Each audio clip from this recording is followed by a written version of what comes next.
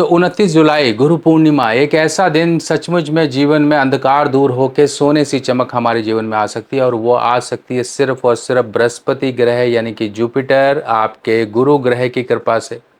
और गुरु ग्रह यानी कि जुपिटर देवताओं के गुरु।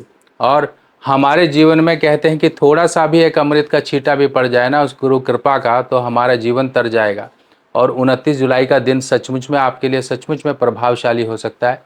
अपनी श्रद्धा, अपनी ईमानदारी, पूरे भक्ति भाव से इस दिन कुछ उपाय कर लो, आपके जीवन की अनेकों परेशानियां दूर हो सकती हैं।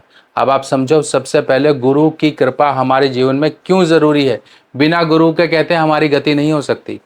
बिना गुरु के हमें रास्ते ही नहीं पता लगेंगे। बिना गुरु के हम क्या करें क्या नहीं। तो इससे बढ़िया इस मनुष्य जीव जन हमारी जो बॉडी मिली है, हमको शरीर मिला है, वो किसी काम का नहीं। इससे बढ़िया तो हम कीड़े मकोड़े ही होते पैदा, तो वही ठीक था।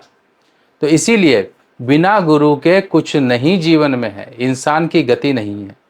गुरु कैसे व्यक्ति को सही मार्ग पर लेकर आता है, सही रास्ता दिखाता है, उसके जीवन को एक कहते हैं कि उस गंदगी से निकाल के एक ऐसे तरह जीवन बना देता है कि कमल की तरह उसका जीवन लहलहा उठता है। अब व्यक्ति समझे सबसे पहले बृहस्पति ग्रह की ताकत क्या है, जुपिटर ग्रह की ताकत क्या है, और जुपिटर ग्रह आपको क्यों अच्छे रखने हैं, वही आपके जीवन में एक एक गुरु का आशीर्वाद दिला सकते हैं। सबसे पहले समझिए, बिना गुरु के व्यक्ति का जीवन निरर्थक है, किसी तरह की उसके जीवन में गति नहीं है। उसका जीवन धरती पर जैसा रहा सो रहा, अगला जीवन चक्र भी उसका खराब हो जाता है। अपने पितरों की वो जो गति होती है, उनको जो है मुक्ति दिलाने का मार्ग उसके हाथ से निकल जाता है, जिसके कारण वो तो परेशान रहे, ये भी परेशान रहता है। जब व्यक्ति की कुंडली में बृहस्पति खराब हो तो इससे सीधा लक्षण ये पता लग जाता है कि व्यक्ति की अकेला ये जन्म खराब नहीं है, व्यक्ति पिछले जन्मों से और इसकी पीढ़ियों की अगर हम बात करें तो वो भी दुख भोगती आई हैं। इतना बृहस्पति ग्रह से पता लगता है। ये आपका डीएनए है, आपके शरीर का एक डीएनए है। उस डीएनए से पूरे खानदान की हिस्ट्री पता लग जाती है कि भाई किस तरह की आपकी ज़िंदगी, आपके खानदान की हालात रही है। अगर हम गुरु कृपा की बात करें तो वो तो श्राप से भी मुक्त करा देता है गुरु। कैसे? देखिए, सबसे पहला एक श्राप जो मिला काकभूषणी को। काकभूषणी जो कि अजर अमर और कहते हैं कि प्रभु भक्ति में इतने लीन हैं कि आज भी उपस्थित हैं, जिन्होंने रामायण और भगवत रामायण की बात करें, रामायण को भी उन्होंने कई बार देखा और महाभारत को भी कई बार देखा। हम तो कहते हैं कि भाई रामायण तो एक ही है, महाभारत तो एक ही है, पर पता नहीं कितनी बार हो चुकी हैं। ये सब लीलाएं हैं और लीला हमें कुछ सिखाने के लिए आती हैं, कुछ समाज में कुछ स्थापित करने के लिए आती हैं। और इसी तरह से जब महादेव द्वारा उसको श्राप मिला कि इस तरह से तुम अब नरक भोगोगे, ये कर, इस तरह का इनको श्राप मिला, पर गुरु ने उस श्राप को भी वरदान में बदला दिया। काकभूषणी को मिले श्राप को भी वरदान में बदला दिया। तो उनके गुरु ने कहा ये मेरा भक्त है, ये मेरा चेला है, इससे गलती हो गई, अपने गुरु का अपमान हो गया, जिसके कारण महादेव, क्योंकि महादेव के प्रिय थे उन काकभूषणी के गुरु, उनका अपमान कर दिया था। काकभूषणी ने उनको नमन नहीं किया, उनको जिस तरह से भी तिरस्कार हो गया। गुरु का तिरस्कार सबसे बड़ा तिरस्कार माना जाता है। जब महादेव ने श्राप दिया, इस तरह से उनको पनिशमेंट दी, तब उनके गुरु जो पुरोहित और उनके गुरु थे काकभूषणी के, काकभूषणी को बचाया कि ये तो बच्चा है अभी, कोई बात नहीं, मेरा शिष्य है, इस तरह से आप इसकी सज़ा को थोड़ा कम कर दीजिए। तब महादेव ने कहा ठीक है भाई, सज़ा, श्राप तो वापस नहीं हो सकता, पर इसकी सज़ा जो है वो कम ये कर देता हूँ कि जो जो स्वर्ग मिलना था अब नर्क मिल रहा है, पर नर्क में भी जाकर काकभूषणी किसी तरह की यातनाएं नहीं झेलेगा अगर ये प्रभु भक्ति में लगा रहा तो सोचिए, हजारों वर्षों तक वो का जो है नर्क में रहने के बावजूद भी वहाँ स्वर्ग जैसा उन्होंने अनुभूत किया। तो इसी प्रकार से सोचिए, हमारे जीवन में जो परेशानियाँ होती हैं, जब गुरु की कृपा होती है तो वो परेशानियाँ छूमंतर हो जाती हैं। और गुरु आप ध्याइए, नहीं है तो आप अपने कुल देवी देवता जो हैं उनको गुरु मान के चलिए। अगर वो भी नहीं पता तो महादेव को गुरु मानिए, श्री हरि विष्णु जी को गुरु मानिए।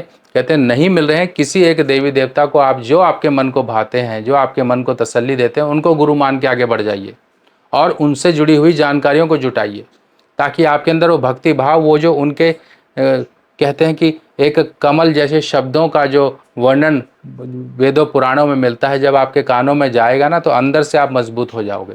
तो इस दिन आपको करना क्या है, इस दिन जो है विष्णु श्री हरि विष्णु जी का आपको पूजन करना है। घर में मीठा बनाइए, इस दिन व्रत इत्यादि रख सकते हैं, इस दिन आप सत्यनारायण कथा का पाठ कर सकते हैं, इस दिन आप केले को पूज सकते हैं। पीली चीज़ों का दान करिए, पीली चीज़ें आप हो सकता है जितना आप माथे पर केसर इत्यादि लगाइए, आप तिलक लगाइए, आप भगवान को पूजिए।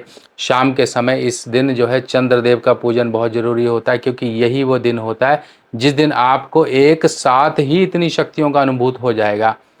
जो भी आप पूजन करो सच्ची ईमानदारी श्रद्धा से करिए। आपके जीवन में धन मन टिक नहीं रहा है तो आप इस दिन पूजन करिए, व्रत करिए, क्योंकि व्रत से आपकी आत्मा की शुद्धि तो होगी ही होगी, आपका जीवन भी शुद्ध हो जाएगा। और इस दिन जो है अगर आप कोई रत्न धारण करना चाहते हो बृहस्पति संबंधित, तो आप पुखराज धारण कर सकते हो, अगर आपकी कुंडली में सजेस्टेड है तो। अगर आप इस दिन सोना यानी कि गोल्ड धारण करते हो तो सचमुच में इससे आप बृहस्पति ग्रह को इम्प्रूव करते हो।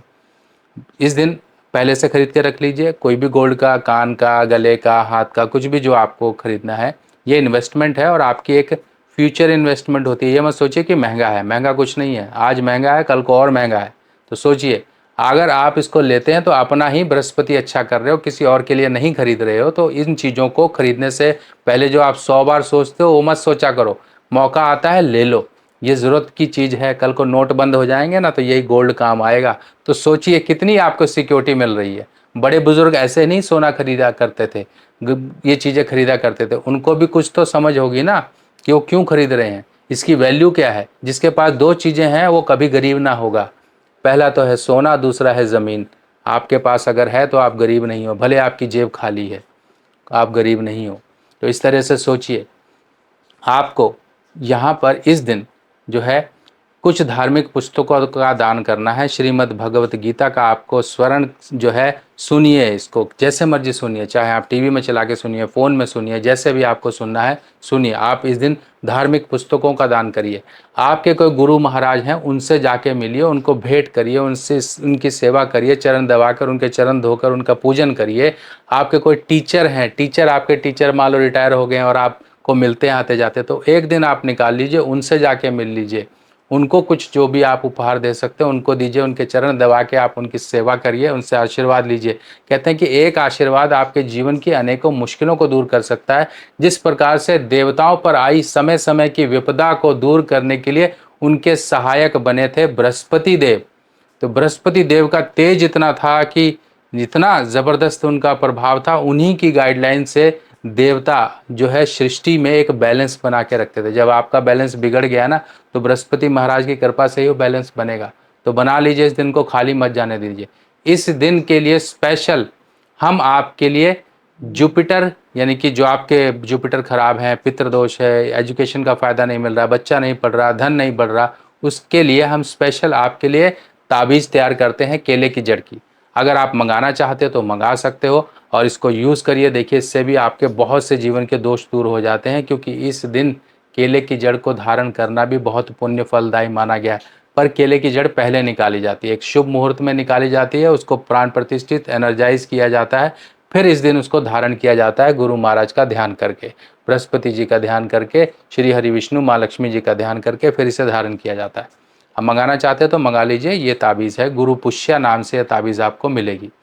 अब अगर आपके बृहस्पति कमज़ोर हैं, बृहस्पति की दिक्कत है, आपको लगता है बृहस्पति का क्या मेरी कुंडली में है, तो आप बृहस्पति रिपोर्ट बनवा लीजिए। ये देखिए शनि राहु, मैं आपके लिए एक रिपोर्ट लेकर आया हूँ, गुरु गोचर रिपोर्ट, आप ये बनवाइए। आप बनवाना चाहते हैं तो आप मुझे व्हाट्सएप करिए। 5 से 6 पेज की ये रिपोर्ट होगी, इसमें आपकी सारी जानकारियाँ दी जाएंगी, एक सवाल का उत्तर भी दिया जाएगा। कोई सवाल है आपका तो वो सवाल भी आप पूछ सकते हो। तो इस तरह की और जानकारियाँ लेके मैं आपके लिए फिर आऊँगा, तब तक के लिए अपने सुभाष भाई को आज्ञा दीजिए। नमस्कार।